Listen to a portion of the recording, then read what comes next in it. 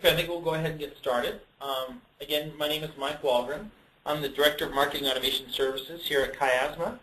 And I've been at the company a couple of months. I have a background as a Salesforce administrator. I'm a certified Sales Cloud consultant, but I'm also certified in some of the marketing automation tools that are out there that work well with Salesforce, like Eloqua and Marketo and Hubspot. So what we're going to talk about today in our initial Ask the Admin training is we're going to focus on campaign and lead management, and how you can configure and optimize those two features to really get the most out of the marketing side of your Salesforce implementation.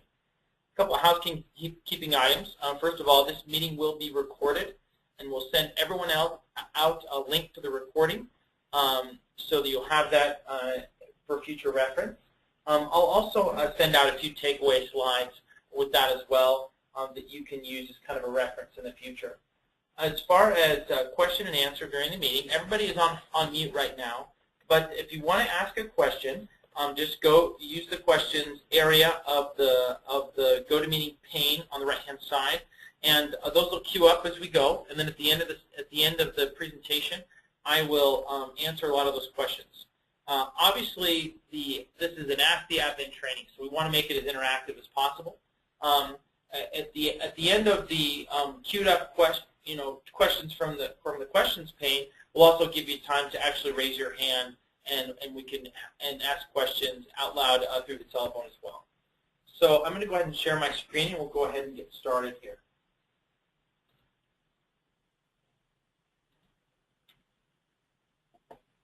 So really, when we're talking about the marketing side of Salesforce, we're really focusing on campaigns and leads. Where a lot of our clients and other companies start in the leads area is using a field called lead source. So if I go to this lead here, click on edit, you notice that most of you probably have a lead source drop-down list. And you'll have several different options there. And it's a great way to track, of course, where the lead is coming from. But it's a very limited scope in terms of what you can see as to how and report on and the success of your marketing efforts. All you're going to get is, well, how many leads came from advertising? How many leads came from our partner referral program? How many leads came from trade shows? And then you can track those all the way through the process, which is great. But if you utilize the campaigns object, you can get a lot more granular in how that works.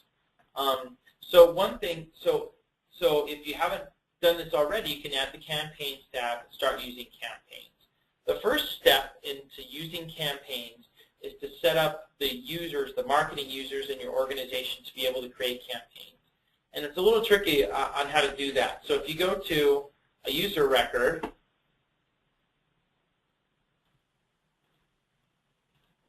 and if I find this user, you'll notice that there's a marketing user checkbox here. If that box is not checked, the user is not able to create or manage campaigns in the system.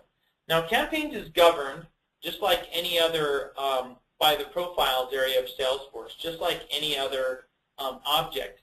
But before they can even do really anything other than view campaigns, they need to have that marketing user checkbox enabled. So when you're trying to decide how am I going to design my campaigns object, the place you start from is actually at the end. So you want to start from reporting, and you want to think about what is it that I want to track on my marketing campaigns. What kind of what we call metadata, or the data associated with the campaign, do I want to know about, or does my manager want to know about, or does my CMO want to know about in terms of looking at the success of our marketing campaigns? So let's go to a particular campaign here, and you'll notice that I've just added a few fields for now. There's much more information that you can use here. The place to start is in type, which is a standard field, and you want to customize this list so that it fits with what your needs are. So one of the things that I'm going to do here is I'm going to get rid of other. I showed it here still for illustrative purposes. My recommendation is to never use other on, well, pretty much any drop-down list in Salesforce. And the reason why I recommend that is because it doesn't give you any valid information for reporting. basically, if 90% of your campaigns fit into the types that you have listed, you're just going to have to sort of force people to pick one of those, because otherwise, if selecting other doesn't really give you a lot of information. Another thing I've done here, so I'm going to go and take that off when I get a chance. So the other thing that you can do is create a campaign subtype, or try to categorize campaigns even more granularly. And you can use that using doing a related field called campaign subtype. So, for example, in this case, I selected advertisement, and there's a dependency there that that will pop up and say, oh, online or print. So that gives us a little bit more granular information that we can report on afterwards. And again, you can create field dependencies to do that. In fact, you know what? I'm just going to jump over to the admin area and show you where field dependencies are created, because that's a really important, not only for setting up campaigns, but for a lot of other features in Salesforce. So if I go to campaigns and fields, and you can do this again for any object, if you scroll down to where the custom fields are, it says there's a button here called field dependencies. And you notice that there's a controlling field called type, and then the campaign subtype field that I showed is the dependent field. If I edit this, you can see that for each of the type values, I can select some campaign subtype values to appear. So, for example, in this particular case, the way I've configured it, if someone collects telemarketing, there's no campaign subtype available and the field remains grayed out. So it really gives you a lot of ability to customize and track, and also kind of drive the user to enter the data correctly. I'm going to go back to my campaign I was looking at before to show you a couple more things. Another thing that can be really useful to you in tracking campaigns is using start dates and end dates. And those dates can be pulled into a report. And so that way you can see, for campaigns that started in Q1, how many leads have we generated? Or for campaigns that ended in Q4, what does the lead generation look like? I've added a couple custom fields here that are common in a lot of cases and what I've seen with different companies in using and tracking campaigns. One of them is called target audience. I'm pretending like I'm a software company here, so I've got IT, marketing, and sales in my target audience. I've also got a budget category. A lot of companies like to see which budget this particular event is coming from. And so you can see digital marketing, field marketing, or sales. And then those kind of relate directly to the fields down here, which are budgeted costs and actual cost. So not only can you track leads and those kind of things that are coming from campaigns, you can also track what you're spending on those. And that's where you can start to measure return on investment from a marketing perspective. You can say, okay, well, this campaign cost us $500. How many leads did it generate? So you can get a cost per lead figure from there. And then you can go all the way down and say, okay, we generated 3 opportunities, each worth $2,000. So that was $6,000 on a $500 investment. So that you can start to get some really good ROI figures on what kind of business are being sourced from your marketing campaign. So obviously creating a campaign is the first step in the process. But then the next thing I need to do is attach leads to this campaign, right?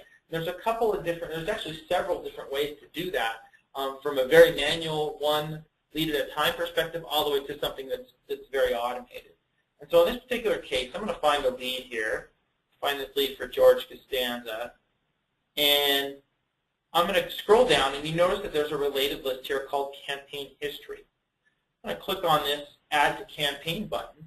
It'll let me search for the campaigns and add George to one of these campaigns. Now you'll notice these campaigns are recently viewed, so I can click on this one. And then it lets me select a status. Did I just send something to George for this campaign, or did he actually respond? I'm going to say that he actually responded. Click Save. So now, if I go back to George's record, you'll notice that under his campaign history, it says that he responded to this email about the white paper. So that's one way to do the campaign lead association. Another way to do it is in a feature on the campaign called Manage Members. So I'm going to go back to the campaign and look at this Manage Members drop down here. Now, one thing I'll show you really quick before we start talking about associations again is I can actually click on this Advanced Setup button. And you saw that I had two choices. I had sent and responded. I can actually edit, replace, or add new values to this list. And so, for example, one thing I've used a lot in the past is for something like a webinar or a live event. You can add values like attended and registered but did not attend. And what that lets you do is it lets you then customize the follow-up experience for those people. Because you can create reports on that. You can send one email to the attendees. You can send another follow-up email to the people that registered but didn't attend. Just a little side feature on campaign member status is what this is called. And just to clarify something, campaign member is really just a definition of the association between the campaign and the lead or contact. Because everything I'm showing you right now with leads, you can do with contacts as well. Excuse me. So I'm going to go back to that Manage Members feature. And you can see, so normally a lot of you are probably used to uploading leads into Salesforce using the import wizard. But if I use the Manage Members, I can upload leads in the same way through the import wizard. But if I do it this way, it'll automatically associate all of those leads to this campaign. So that can be really effective. And this is where you'd be getting leads, collecting leads from like an offline source like a trade show. So your sales guys go to a trade show, they get a bunch of cards, or the trade show company sends you, the attendee list or whatever, and you want to upload those into your system, but you also want to make sure that you have a record of them having attended that trade show. And so you create a campaign for the trade show, you go Manage Members, and then Import File. If I click on Import Leads, you'll notice a lot of you are probably familiar with the Upload Wizard screen. But the nice thing is that now if I follow this process, all the leads that I upload will be associated with this particular campaign. Another way to associate leads or contacts to a campaign is by using reports. So if I go to the Reports tab, and let's say, in this case, I'm just going to click All Leads because it's one of our demo systems, but it's the same for any report that you create. So for example, one of the things you could do is you could do like a report based on lead source. You could do a report in a lot of different ways. And now I've got this list of leads. And if I just click on this Add to Campaign button right here, I can select the campaign, select the member status, like I did before. I'm not going to do that right now because I don't want to do that in the system. But if I click Add to Campaign, it creates a campaign member record and associates all of those leads in the report to the campaign. Another way to do that, and it's a little more sophisticated, is for those of you that are using a web-to-lead form or want to use web-to-lead forms. Obviously, web-to-lead is a really powerful tool that you can use to integrate Salesforce with your website. And so obviously, web-to-lead is really just a bunch of HTML code that you give to your webmaster, and then he sets up a form on your website. Well, the nice thing is that if you can actually add a couple of lines of code to that HTML that you give to your webmaster that will allow you to associate every lead that comes in from that web-to-lead form with a particular Salesforce campaign. So I'm going to jump into the PowerPoint. I'm going to show you. I'm going to send this out to you guys so you don't have to write anything down. But if I go to my takeaways, you can see there's a couple of lines of code here that you can use to say with the campaign ID and the campaign ID value, and then the member status with the value of responded. So that means that when anybody fills out that web-to-lead form, if you include these two lines of code, those leads will automatically get associated to that campaign. And then, of course, there's ways in third-party systems to do that as well. So I know that some of you might be using Hubspot, and it's a tool that we use internally. Hubspot has a really nice feature that if you are creating a landing page, you can actually associate that landing page to a Salesforce campaign via the integration between Hubspot and Salesforce. So for example, if I click on this particular landing page and edit it, if I scroll down, at the very bottom on my settings, it says selected Salesforce campaign. So what that means is I can associate then any lead that comes into this HubSpot landing page will be associated with that particular Salesforce landing page as well. And this is available in lots of different systems. In Marketo, Eloquent, any other marketing automation system you're using, that particular feature is available. So anyway, there's lots of different ways to do that, and that is certainly a best practice that we would recommend. Is every time a lead goes into the system, it should be associated with the campaign, because then you really get that granularity of reporting, and I'll show a few of those reports in just a minute. And one of the nice things about campaigns and how it works is that the information or the association with the lead to the campaign perpetuates as you convert the lead to a contact and an opportunity. So I'm going to find this lead that I actually converted and into a contact. I'm going to scroll down. You'll notice that there's a campaign history just like there was on the lead. So when I converted this, that campaign history carried over to the contact. Probably more importantly, it also carries over to the opportunity that was created. So we go to the account, scroll down, find the opportunity, and this is where this particular feature gets really powerful. So you notice that when I convert a lead to an opportunity, many of you probably know that a contact role is created automatically. What that means is associating the contact with that particular opportunity on the account. And what also happens is there's a feature called campaign influence. And if that feature is enabled, then you're able to see which campaigns are associated to that opportunity based on participation in the campaigns by the person on the contact role. So, and since this was the initial campaign that kind of sourced this opportunity, there's even this feature called primary campaign source. Now, let's say that Cosmo Kramer decides that, well, he's already converted to a contact. He's going to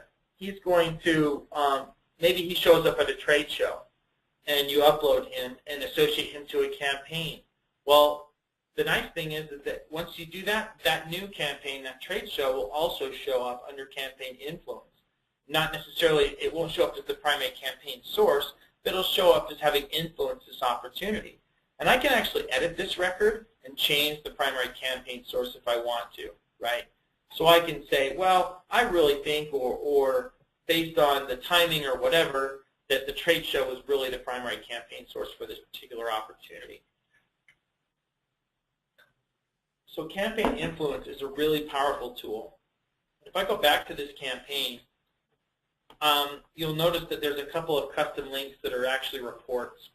And there's this campaign influence report. Just want to click on that. And you can see then that it shows that this campaign influenced this campaign influenced this particular opportunity and who the contact was on that opportunity. So again, that's really where the power of the campaigns feature comes in.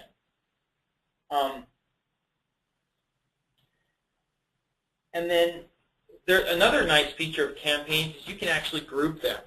So in this particular, let's use an example. Let's say you've got a white paper sitting on your website, but then that white paper, you're going to use a bunch of different things to drive people to see that white paper. Maybe you'll place a banner ad on a site. Maybe you'll send out an email. Maybe you'll put a link on your own homepage, and you want to track those as different sources as driving people to that white paper, but you also want to see the aggregate results of that campaign. So what you can do is use the parent campaign field to create what's called the campaign hierarchy. So in this particular case, I have this email campaign, and I've associated to this parent campaign of the white paper itself. And now if I go to the white paper campaign, there's some roll-up fields. So you can see all of those statistics that are coming from that other campaign roll up to this campaign. Actual cost, budgeted cost, expected revenue, opportunities in the hierarchy, and all the way up. So you can actually see the result of the individual effort of sending out that email blast, as well as all of the roll up to the white paper itself and how successful that actually was. Again, a very good best practice to group your campaigns in a hierarchy that way. So now that we've got campaigns and we've started generating leads, let's talk a little bit about how to manage the leads themselves and some best practices around that. So I'm going to go back to this lead. The real key field with leads is lead status. That's a very, very important field. And so because it really gives me a snapshot of where this lead is in a certain point in time. And you can actually create different lead processes depending on your business model. So you may have a different lead process for a certain type of account versus, maybe a partner managed account or something like that. So if you go to the setup area and then customize leads, you can see that there's a link here to lead processes. And all lead processes is customizing that lead status drop-down list for a particular group or record type on your leads. So, for example, in this one, I've just selected these 4 values, but I could pull these over and create a new lead process. And let's say I'm instead of having contacted, I'm going to remove that. So now I've got this new lead process. The default is still open. I'm going to save that. And then I can use the record types to associate a lead process to that record type.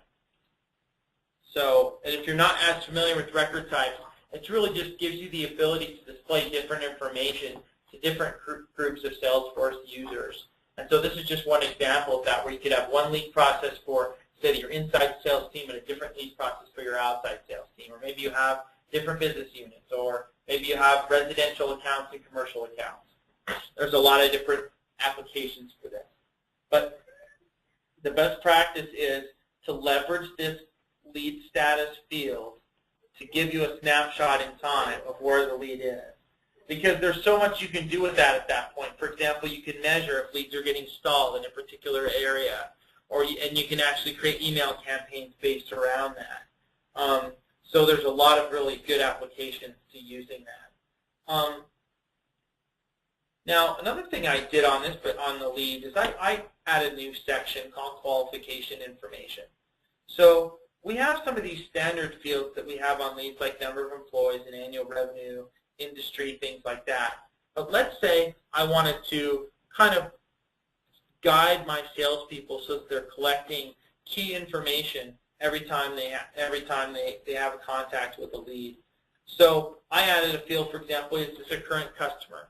And this is something you could even populate if you had a list that was, from some outside system. You could populate this and get it a little more specific.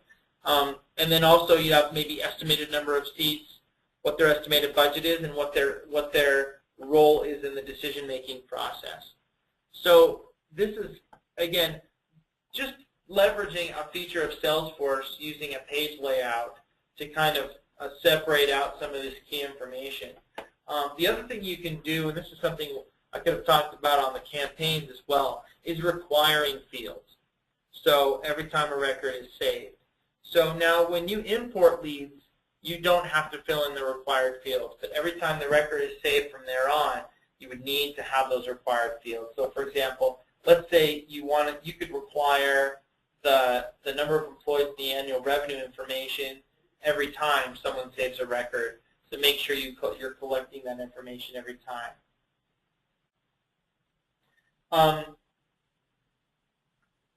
Another thing you can do is you'll notice that I have a field here called lead rating, and this lead rating is an A. But if I click on edit, you notice that that field doesn't appear. And it's because this field is called a formula field in Salesforce. And what that does, it lets me take information from other fields on the screen and then derive that field's value from that. And I'll show you a little bit how I set that up. So if I go to Setup and go to the leads area, to this field, I'm going to scroll down. There's a field called Lead Rating. If I click on that, you'll notice that this is a formula field. And so when you set up a field as a formula field, it lets you do some logic. So in this particular case, we're saying if annual revenue is over 100 million and the number of employees is over 500, have it set the lead rating field to be A, else B. So otherwise it's a B. So what that does is then now I can, every time a record is created and then saved with that information, it automatically gets saved as an A lead if these criteria are met. And where that's powerful is, for example, let's say I'm going to go in and create a view. Actually, let's just look at all, I'm going to look at all open leads, and I can prioritize my lead list by that information. So if I edit this view, I'm going to add this field.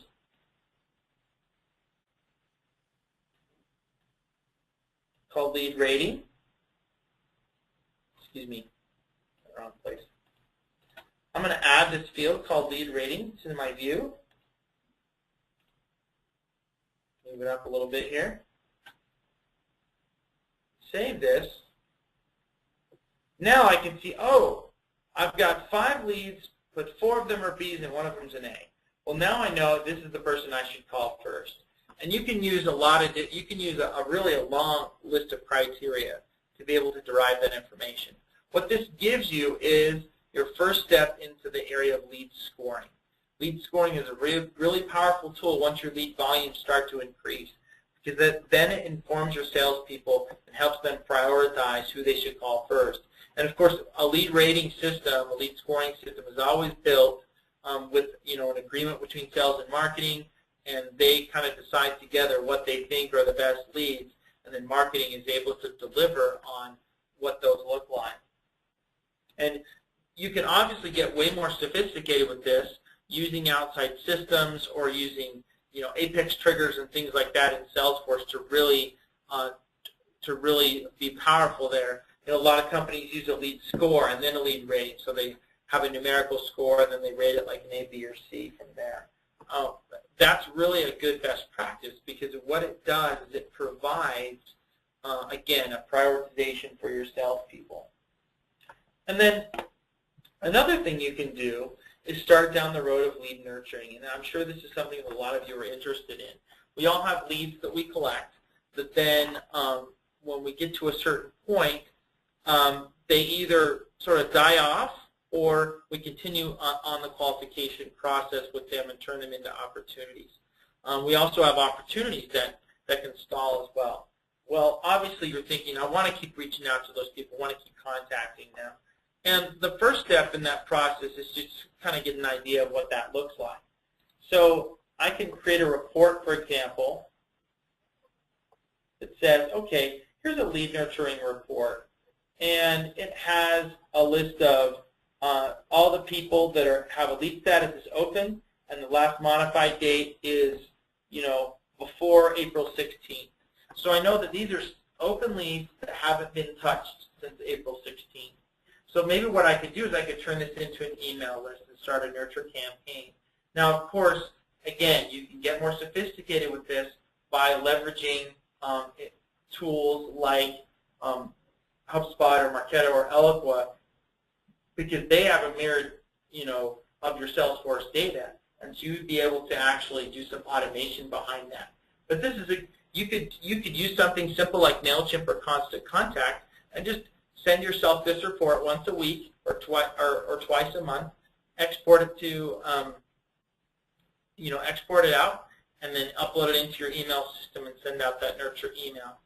It's a really powerful thing, because then you can keep in touch with those potential customers and keep your company on the top of mind while they're still heading toward that time when they're actually ready to buy.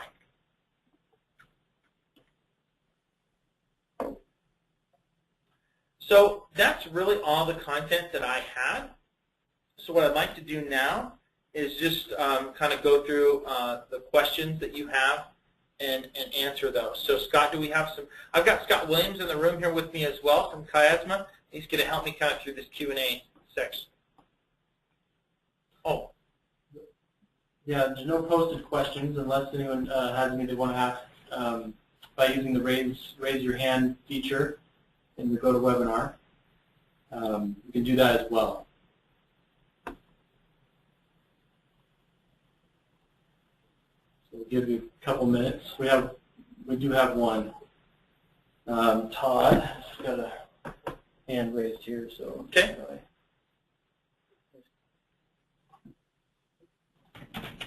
Okay, Todd, go ahead with your question. Hi, I'm actually real new to Salesforce, so I haven't ever used Salesforce, and I'm sitting in on this. I just sat in on another one right before this, and I actually am working with Kyazma as well with setting up on Salesforce and going through this lead, setting up these leads. Does you know, I'm looking at it. You know, you went through this seminar pretty quick, which is great that you're going to send us a follow-up on this because this looks pretty intense on this, and I think I got to this point last time. I kind of was like, wow, okay, this is way complicated. But setting this up as far as importing your leads from different sources, like I work with trades, I work with trade shows, so setting up hotels for the trade shows or for clients attending trade shows. So we have, thousands of trade shows nationwide. When setting up by different trade shows, by different cities, and are you able to, say I want to send all the trade shows in Vegas, am I able to take a lead and let's just use one trade show in Vegas, like SHOT Show, for example, and it's in January.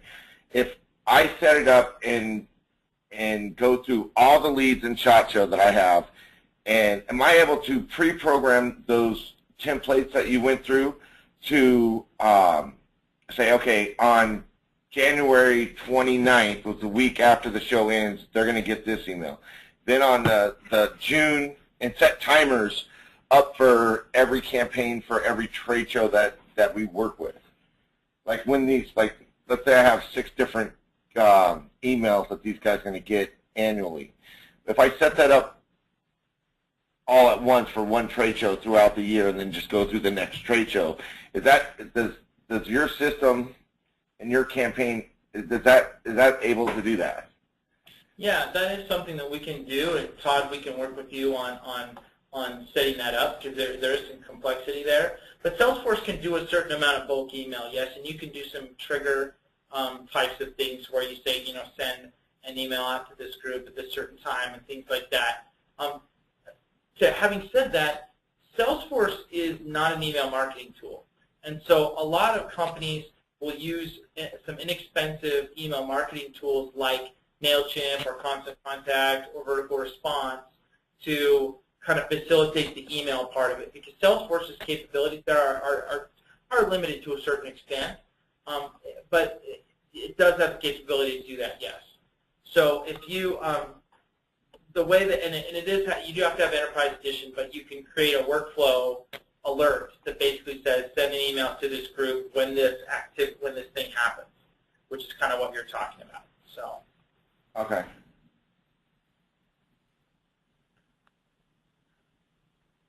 So a lot, like I said, a lot of companies, though, what you'll see is that they'll have their database in Salesforce, but they'll use one of those other tools to actually execute the email because it gives them a lot more flexibility in terms of managing templates and managing email content and managing their opt-ins and opt-outs and things like that. Salesforce will tell you, we're not an email marketing system, but that is something we can do on a pretty basic level. And when I got into Salesforce, I actually I'm more interested in following up with our current clients, which is not nearly as big as our database, obviously. But even with that aspect, with our current clients, like if I definitely want my reps to be able to, stay in touch with their clients over the phone, set up a call date and all that, and they can do that now. But I want to force it to where my reps are, their clients are getting an email from their rep at least once every 2 months.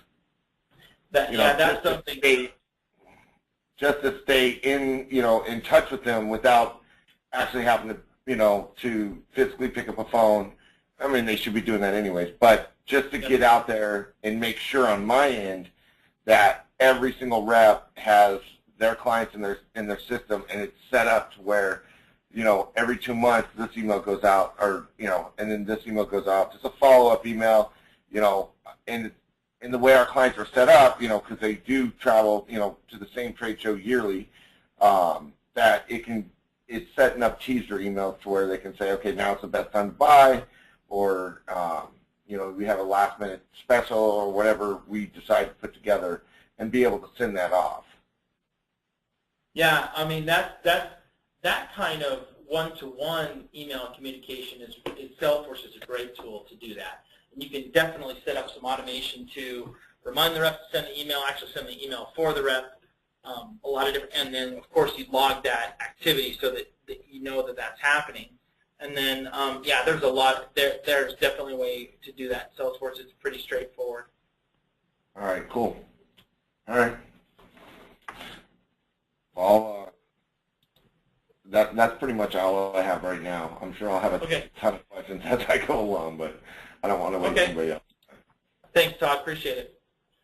So it's like, I'm going to say this name wrong, Sabine or Sabine has a question, and so we'll go ahead.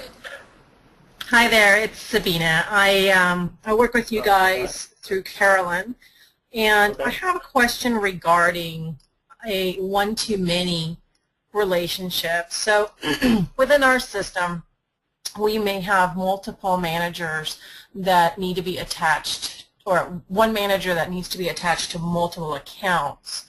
And I know that Carolyn and I talked about this a little bit, but can you explain that to me a little bit more of how we can set up that one-to-many relationship?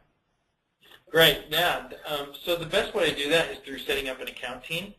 And so if I go to accounts, just find one of my accounts that sorry if it's not set up in this, it isn't set up in this instance, but no problem. Go.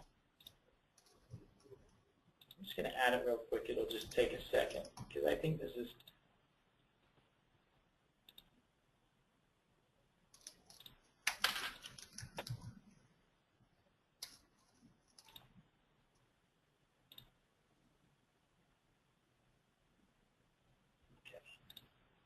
Now, if I go to the account, it should be enabled. So now I've got this account team field. And so I'm guessing then that you have like a private sharing model where everybody can't just see all the accounts, right? Correct. Yeah. So then the way you do that or share account information is by creating an account team. And then once you have this account team enabled, if I click add, then I can add team members. I can give them different types of access for the accounts, the account information itself, as well as the opportunities and cases that are associated with that.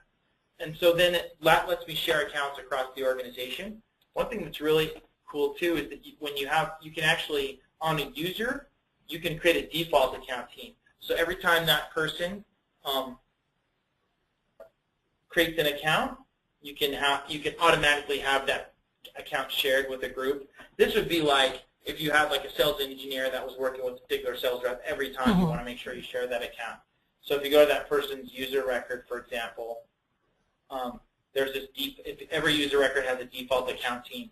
So I can add, and it's the same thing. So account teams is really the feature that you're looking for. And you can there's also on the opportunity, there's also sales teams, which is the same concept, but just on the opportunity, not on the whole account. Got it. And that's not enabled here, but it's basically the same kind of thing. It's something you enable and then turn on, and then you can share opportunities across the organization when you have a private sharing model, which I'm sure you do. That's really super information for me, but what I was getting at more was a contact, and I'm sorry, I used the wrong terminology. So each account for us may have, each contact may have multiple accounts for which they need to be linked to. And so, that's interesting. because we work with management companies, and management companies generally have one manager that's in charge of several accounts with which we work. And so okay. that's... So you're not talking about your internal employees, but... Correct. I was talking external. So Scott, I think you had a comment about that. I don't know maybe what Carolyn has in mind, but creating some kind of a junction object or many-to-many kind of custom relationship is probably what she's doing or is thinking of doing in that case, I would guess. Yeah. It's basically a way to create that so that you can have a many-to-many. It just requires an extra data table, little data table in the middle to make that work. Okay. Yeah. I don't know if that helps. Okay, yeah, that's kind of what I was trying to get to. Yeah. Okay. Yeah, but it is possible. It is customized. It's not something that you can just do out of the box in Salesforce. Yep. But you're in good hands with Carolyn. Yeah, Carolyn, awesome. She'll hook you up. She'll figure it out. Yeah. So. Thank you so much. Thank you, Sabina. Do we have anyone else at this point? I don't see any other hands raised. Any other questions that we can address at this point? Excellent. Well, thank you everyone for your time today. I hope this information was helpful, and we'll be holding more of these sessions in the future. As I mentioned earlier, I'll be sending out kind of a tip sheet of the information that I shared today, as well as a recording of this presentation. Thanks again for your time.